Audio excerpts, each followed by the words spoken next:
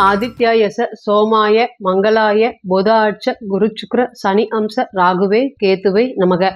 அனைவருக்கும் வணக்கம். நான் உங்கள் அஸ்ட்ரோ புவனேஸ்வரி, பாரம்பரிய ஜோதிடர் மற்றும் திருமண பொருத்த நிபுணர். நீங்கள் நம்ம சேனலை ஃபர்ஸ்ட் டைம் பார்க்குற மாதிரி இருந்தால் சேனல் சப்ஸ்கிரைப் பண்ணிவிட்டு பெல் பட்டன் கொடுத்து ஆல் ஆப்ஷன் கிளிக் பண்ணிக்கோங்க. அப்போ தான் நம்ம சேனலில் போடக்கூடிய ரெகுலர் பதிவுகள் உடனடியாக உங்கள் கவனத்திற்கு வரும். நம்ம சேனலை தொடர்ந்து நிறைய கோச்சார பதிவுகள் பார்த்துட்டு வந்துட்டுருக்கோம். அதன் வரிசையில் நம்ம இன்னைக்கு பார்க்க போகிறது தனுர் ராசி மற்றும் தனுர் லக்னத்திற்கு கோச்சார சூரிய பகவான், உங்களோட ராசிக்கு பாக்கியாதிபதினு சொல்லக்கூடிய சூரிய பகவான் 5ஆம் இடமான பஞ்சம ஸ்தானத்தில் உச்சம் பெற்று சனி பகவானுடைய பார்வையில் இருக்கார்.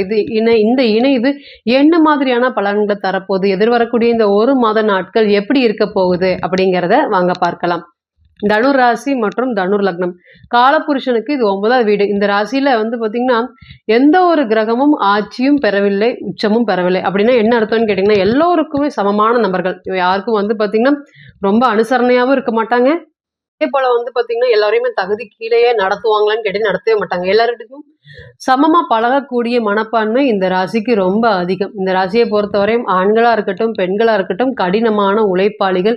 எந்த ஒரு விஷயத்தையுமே நமக்கு தெரியல அப்படின்னு சொல்லிட்டா சில பேர் விட்டுருவாங்க. நமக்கு தெரியல, நமக்கு எதுக்கு பண்ணிட்டு அப்படிங்கிற மாதிரி விட்டுருவாங்க. ஆனா தனுர் ராசி கடைசி வரையும் போராடக்கூடிய ராசியான்னு கேட்டீங்கன்னா இந்த விஷயம் நமக்கு தெரியாம எப்படி போயிடுச்சு அப்படிங்கிற அளவுக்கு எப்பொழுதுமே தொழில் சம்பந்தப்பட்ட விஷயங்களும் சரி, வேலை சம்பந்தப்பட்ட விஷயத்திலுமே கடுமையா முயற்சி பண்ணக்கூடிய நபர்களா அப்படின்னு கேட்டீங்கன்னா கடுமையா முயற்சி பண்ணக்கூடிய நபர்கள். இந்த விஷயத்தை இவங்களை தவிர வேற யாருமே திறமையா செய்ய முடியாது அப்படிங்கிற அளவுக்கு பேர் வாங்குவாங்களா அப்படின்னு கேட்டீங்கன்னா கண்டிப்பா பேர் வாங்குவாங்க. நிறைய இடத்துல என்ன ஆகுதுன்னு கேட்டீங்கன்னா தனுராசி நல்லா வேலை செஞ்சுட்டு பேரும் புகழும் வரும்போது கடைசி நேரத்தில் அதை யாராவது தக்க வச்சுட்டு போயிடுவாங்க. அதாவது இது நான் தான் பண்ணுனேன் அப்படிங்கிற மாதிரி நம்மளை ஏமாத்திடுவாங்களா தனுசு சீக்கிரம் அப்படின்னு கேட்டீங்கன்னா கண்டிப்பா ஏமாத்திடுவாங்க. அதே போல ஏமாந்துருவாங்க சீக்கிரம். இவங்களும் சரி, இந்த பாசம் அதுக்கெல்லாமே ரொம்ப துணை போனதான சீக்கிரம் அந்த பாசத்தை காமிச்சாலோ இல்லை பழகின மனப்பான்மைக்காகவே நிறைய இழப்பாங்களா அப்படின்னு கேட்டீங்கன்னா கண்டிப்பா இழப்பாங்க. ஏன்னா உங்களுக்கு எல்லாருக்குமே தெரியும் குரு பகவான் நேர்மைக்கான காரக கிரகம். அதே போல எந்த ஒரு விஷயத்தையுமே பெருந்தன்மையா எடுத்துக்குமா குரு பகவான் அப்படின்னு கேட்டீங்கன்னா கண்டிப்பா குரு பகவான் பெருந்தன்மையா எடுத்துக்கக்கூடிய நபர்கள். அதே போல இந்த ராசியில இருக்கக்கூடிய நபர்களும் சரி, எந்த ஒரு விஷயம் பெருசா இருந்தாலும் சிறுசா இருந்தாலும் எப்பொழுதுமே பெருந்தன்மையா விட்டு கொடுத்து செல்லக்கூடிய மனப்பான்மை இந்த ராசிக்கு ரொம்ப அதிகம். அதுவுமே இந்த கேது நட்சத்திரத்தில் இருக்கக்கூடிய கிரகங்கள், அதாவது மூல நட்சத்திரம், அதாவது தனுர் ராசி மூல நட்சத்திரம் இருக்கக்கூடிய பெண்கள் நிச்சயமாக வாழ்க்கையில கடினமான உழைப்பாளில இருக்காங்க. ஆண்களுக்கு இணையான எல்லா ஃபீல்டுலையும் இருப்பாங்களா அப்படின்னு கேட்டீங்கன்னா கண்டிப்பா இருப்பாங்க. தனுர் ராசியை பொறுத்தவரை நம்ம பேசிட்டே போகலாம். அந்த அளவுக்கு ஒரு பேரும் புகழும் எடுக்கக்கூடிய ராசி. காலபுருஷனுக்கே 9வது வீடா வர்றதுனால இந்த புண்ணியம், அதே போல பார்த்தீங்கன்னா ஆன்மீகம் சம்பந்தப்பட்ட எண்ணங்கள் இதெல்லாமே இவங்களோட ரத்தத்தோடையே கலந்துருக்கா அப்படின்னு கேட்டிங்கன்னா இவங்களோட ரத்தத்தோடையே கலந்துருக்கு. அந்த மாதிரி இருக்கக்கூடிய நபர்களை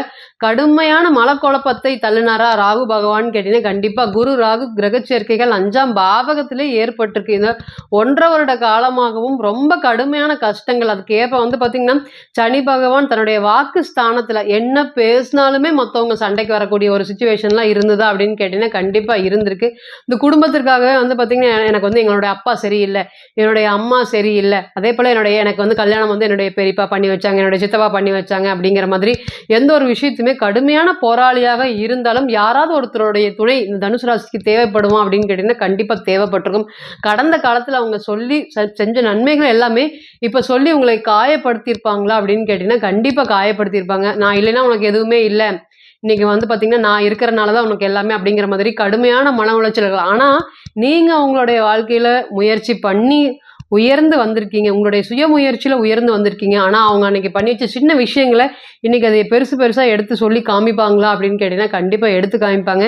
அதனால் மன உளைச்சல்கள் ரொம்ப அதிகமாக இருக்குது. அதற்கு மேலே நீங்கள் அவங்களுக்கு எல்லாமே செஞ்சுருப்பீங்க, அதெல்லாமே மறந்துக்கிட்டு இன்னைக்கு பார்த்தீங்கன்னா நீங்கள் தனிமரமாக நிற்கிறதும், உங்கள் மேலே கோவப்படுறதும், உங்களை ஒதுக்குறதுமே, உங்களை ஒதுக்குனா கூட பரவாயில்ல சுற்றி இருக்கக்கூடிய நபர்கள்கிட்ட எல்லாமே உங்களை பற்றி தப்பாக சொல்கிறது, இதனால் குடும்பத்தில் மனக்குமரல்கள் அதிகமாக இருக்குது. இத்தனை நேரம் பார்த்தீங்கன்னா என்னுடைய அண்ணனாக இருக்கட்டும் அக்கா இருக்கட்டும் எனக்கு சப்போர்ட்டிவ் பண்ணிட்டு இருந்தாங்க. இன்றைக்கெல்லாம் பார்த்தீங்கன்னா அவங்க இங்கேயும் பேசுகிறாங்க அங்கேயும் பேசுகிறாங்க அப்படிங்கிற மாதிரி எல்லாம் சூழ்நிலையெல்லாம் ஏற்பட்டிருக்கா அப்படின்னு கேட்டிங்கன்னா கண்டிப்பாக ஏற்பட்டிருக்கு. நிறைய கசப்புகளை தனுசு ராசி தாண்டி வந்திருக்கா அப்படின்னு கேட்டிங்கன்னா கண்டிப்பாக வந்திருக்கு.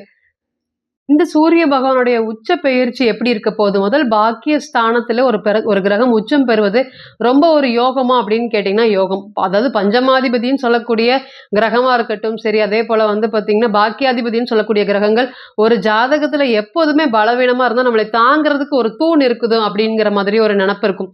எப்பொழுதுமே நமக்கு பின்னாடி நமக்கு நல்லது நடக்கும் போதும் சரி, நமக்கு கெட்டது நடக்கும் போதும் சரி, ஒரு வார்னிங் விடக்கூடிய காரக கிரகமா எப்பவுமே 5ஆம் அதிபதியும் 10ஆம் அதிபதியும் இருப்பாரு. அந்த 2 கிரகமும் பலமா இருக்கும் பட்சத்துல நம்ம எதுக்கும் வாழ்க்கையில பெருசா பயப்பட தேவையான்னு கேட்டீங்கன்னா தேவையில்லை. கண்டிப்பா இது ஒரு கெட்ட காலம், இவங்க ஒரு கெட்ட நபர்கள், ரொம்ப உஷாரா இருங்க, ரொம்ப கவனமா இருங்கன்னு ஏதோ ஒரு விஷயத்துல வந்து பாத்தீங்கன்னா நமக்கு உறுத்துணிச்சு போயிருமான்னு கேட்டீங்கன்னா கண்டிப்பா அந்த மாதிரிலாம் நடக்கும். அந்த மாதிரி ஒரு காலங்கள் தான் இப்ப உங்களுக்கு வந்திருக்கா அப்படின்னு கேட்டீங்கன்னா கண்டிப்பா வந்திருக்கு.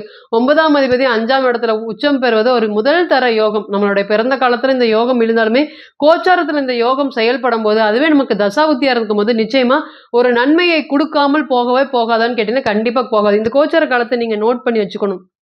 இப்ப எடுக்கக்கூடிய அனைத்து முயற்சிகளுமே இப்ப உங்களுக்கு வரக்கூடிய வேலை வாய்ப்புகளும் சரி, அதே போல உங்களுக்கு வரக்கூடிய வாய்ப்புகளை நீங்க தக்க சமயத்துல பயன்படுத்துறது மூலியமாக அடுத்த படிக்கல் ஏற்படுமா, அடுத்த உயர்வுக்கு போகக்கூடிய ஒரு சூழ்நிலைகள் ஏற்படுமா அப்படின்னு கேட்டீங்கன்னா கண்டிப்பா ஏற்படும். முதல் தர யோகம் என்னன்னு கேட்டீங்கன்னா 9ஆம் அதிபதி 5ஆம் இடத்தோடு சேர்வது. நான் ரொம்ப நாளா காதலிச்சுட்டு இருக்கேன், பெற்றோர் சம்மதத்தோடு கல்யாணம் பண்ணலான்ட்டு இருக்கேன். ஏறக்குறைய வந்து பாத்தீங்கன்னா 4-5 வருஷமா நாங்க எங்களுடைய ஃபேமிலியோட பேசிட்டே இருக்கிறோம், அவங்க ஃபேமிலியோட பேசிட்டே இருக்காங்க. ஒரு நல்ல முடிவு அப்படிங்கிறது எடுக்கவே முடியல.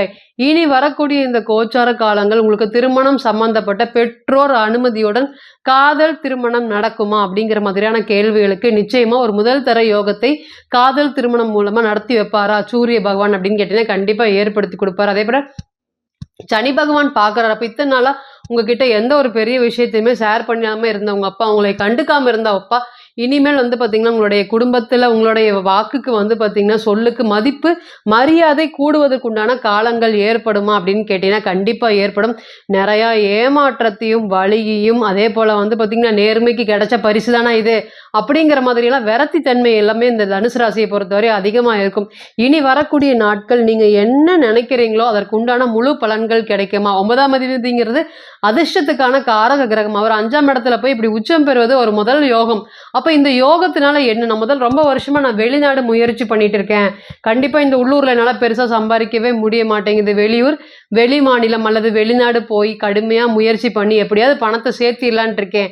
அதுவும் பாருங்க என்னுடைய 5ஆம் இடத்துல இருக்கு. அப்ப எப்படியாவது சேர்த்தி பூர்வீக சொத்தை திருப்பி மீட்டர்லான் இருக்கேன். அதுக்கு உண்டான முயற்சியை நான் பண்ணிட்டு இருக்கேன். நான் போறதன் மூலியமாக பூர்வீக சொத்தை நான் வந்து திரும்பி பெற முடியுமா, அந்த பணத்தை சேமிச்சு பூர்வீக சொத்தை காப்பாத்த முடியுமா, நான் வெளியே போறதுனால வாழ்க்கையில வெற்றியை ஏற்படுத்தி கொடுக்குமா, நான் போற இடம் எனக்கு நல்லா சக்சஸ்ஃபுல்லா ஏற்படுத்துமா, அங்க வந்து பாத்தீங்கன்னா யாரு கூட எந்த பிரச்சனையும் இல்லாம நான் சம்பாரிச்ச பணத்தை நான் பத்திரமா ஊருக்கு கொண்டு வருவேனா, இந்த மாதிரியான கேள்விகளுக்கு நிச்சயமா உங்களுடைய குரு பகவானும் சரி ராசிக்கு 6ஆம் இடத்துல பயணிக்க போறாரு. அப்ப சூது வாது வஞ்சனை இதெல்லாமே தெரியவே தெரியாத ராசி நிச்சயமா வெளியே போய் விளைச்சு கொள்ளக்கூடிய ஒரு நேரம் வந்துருச்சா அப்படின்னு கேட்டீங்கன்னா கண்டிப்பா நேரம் வந்துருச்சு. இதனால வந்து பாத்தீங்கன்னா தொழில இருக்கட்டும் வேலையில இருக்கட்டும் ஒரு நேர்த்திய வந்து பாத்தீங்கன்னா ஏதோ ஏனோ தானோ ஒரு விஷயங்களும் செய்யற மாதிரி இருக்கும். ஒரு முழு மனதோட ஒரு வேலையை செய்யறீங்களா அப்படின்னு கேட்டீங்கன்னா கண்டிப்பா செய்யவே இல்லை. வேலையில வந்து எனர்ஜெட்டிக்கே இல்லை, ஏதோ ஏனோ தானோ நிறைய தப்பு வருதா அப்படின்னு கேட்டீங்கன்னா கண்டிப்பா வேலையில சொல்ல முடியாத அளவுக்கு தப்பு வந்திருக்கு. இத்தனை நாளா யார் உங்க முன்னாடி பேச முடியாம இருக்காங்களோ அவங்க எல்லாருமே கை நீட்டி இன்னைக்கு இந்த வேலை நீ தப்பு பண்ணிருக்க, இப்படி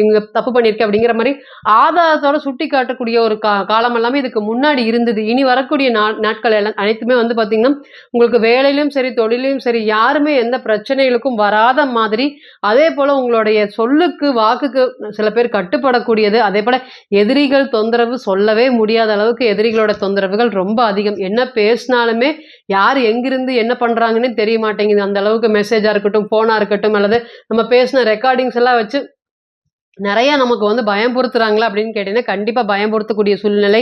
அதே போல யாரை நம்புறதுன்னே தெரியாது. ஏன்னா தனுசு ராசியை பொறுத்தவரை எல்லாரையுமே சீக்கிரம் எளிமையா நம்பிடுவாங்க. அந்த நம்புறதுனாலே நிறைய பிரச்சனைகளை வந்திருக்கும். இனிமேல் எதிரிகளை வெல்லக்கூடிய ஆற்றல், ஒரு விஷயத்தையும் தைரியமா எதிரிகிட்ட பேசக்கூடிய ஒரு சூழ்நிலை. இதுதாங்க உங்களுக்கு என்ன பிரச்சனை, நான் இப்படிதான் அப்படிங்கிற மாதிரி உங்களை பற்றி நீங்களே இல்லை என்னுடைய பிரச்சனைக்கு நீங்க தலையிடாதீங்க, இத்தனை நாள் இருந்தது வேற இனிமேல் இருக்கக்கூடிய சுச்சுவேஷன் வேற அப்படிங்கிற மாதிரி தைரியமா நீங்க பேசக்கூடிய ஒரு நாட்கள் வந்துருச்சா அப்படின்னு கேட்டீங்கன்னா கண்டிப்பா வந்துருச்சு. அதேபோல் வேலையில் வந்து சோகம் அதிகமாக இருக்குது. சந்தோஷமாக ஒரு வேலையை செய்ய முடியாத சூழ்நிலைகளும் இருக்குது. தனுசு ராசியை பற்றி சொல்லவே தேவையில்லை. குடும்பத்திற்காக அர்ப்பணித்து என்ன நம்ம கஷ்டப்பட்டாலும் சரி, நம்மளுடைய குழந்தைகள், ஏன்னா எப்பவுமே தனுசு ராசியை பொறுத்தவரை தன்னுடைய குழந்தைகளுக்கு அனைத்துமே சேரணுங்கிறது தான் அவங்களோட எண்ணமாக இருக்கும். நம்ம கஷ்டப்பட்ட மாதிரி நம்மளுடைய குழந்தைகள் கஷ்டப்படக்கூடாது. ஜாதகராக இருக்கட்டும், ஜாதியாக இருக்கட்டும், கஷ்டப்பட்டாலும் பரவாயில்ல, அவங்களுடைய குழந்தைகள் வந்து பார்த்திங்கன்னா நல்ல முறையில் வளரணும். வேணுங்கிற பொருளாதாரத்தை கண்டிப்பாக அவங்களுக்காக சேர்த்தணும். அது ஆணாக இருக்கட்டும், இந்த ராசியை பிறந்த பெண்ணாக இருக்கட்டும், நிச்சயமாக அதை நோக்கி ஓடுவாங்களா அப்படின்னு கேட்டிங்கன்னா ஓடுவாங்க. இனி வரக்கூடிய நாட்களும் உங்களுக்கு தொழிலையும் சரி, வேலையிலும் சரி, ஒரு பொருளாதார ஏற்றத்தை எதிர்பார்க்கலாமா, எனக்குன்னு ஒரு அதிர்ஷ்டமான நேரம் வந்து விட்டதா, இந்த மாதிரியான கேள்விகளுக்கு நிச்சயமா ஆமாம் வந்து விட்டது. உங்களுக்கு வந்து பார்த்தீங்கன்னா வேலையில ஒரு ஏற்றத்தை கொடுக்கக்கூடிய ஒரு காலமும் வந்துருச்சா அப்படின்னு கேட்டிங்கன்னா கண்டிப்பாக வந்துருச்சு. இப்போ நீங்கள் கேட்டு வந்துட்டு இருந்த அனைத்துமே வந்து பார்த்தீங்கன்னா கோச்சார பலன்கள் தான். 40லிருந்து 60% மட்டுமே பொருந்தும். தனிப்பட்ட ஜாதகத்தை நம்ம எடுத்து தசா புத்தி நடப்பு அந்தரம் கணிக்கும் போது கிரகம் பெற்ற பலம் பலவீனம் அடிப்படையில் பலன்கள் கூடவோ குறையவோ செய்யும் அப்படிங்கிறதுல ஒரு பொது மாற்றம் இல்லைங்க. தனிப்பட்ட ஜாதகத்தை நீங்கள் ஆலோசனை பண்ண விருப்பப்பட்டால் கீழே இருக்கக்கூடிய இந்த நம்பருக்கு காண்டாக்ட் பண்ணுங்க. நான் வணங்கக்கூடிய நரசிம்மர் உங்கள் எல்லோருக்குமே நல்ல வளமான வாழ்க்கையை ஏற்படுத்தி தர நான் நிச்சயமாக பிரார்த்தனை பண்ணிக்கிறேன். மீண்டும் ஒரு பதிவில் உங்களெல்லாம் சந்திக்கும் வரை உங்களிடமிருந்து விடை பெறுவது உங்கள் அஸ்ட்ரோ புவனேஸ்வரி. நன்றி, வணக்கம்.